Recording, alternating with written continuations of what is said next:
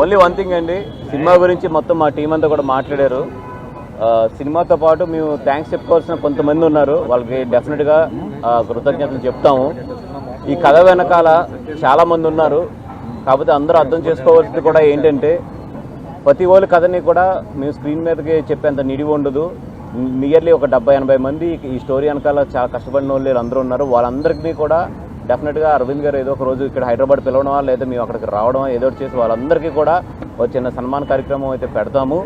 దయించి ఎవరు కూడా మాది చెప్పారు మాది చెప్పలేదు అనుకోవద్దు, ఎందుకంటే ఇది ఒక లవ్ స్టోరీలో మేము కొన్ని ఇన్స్పైర్ అయిన సీన్స్ వరకు మేము తీసుకుని ఎదురుకి వెళ్ళడం జరిగింది.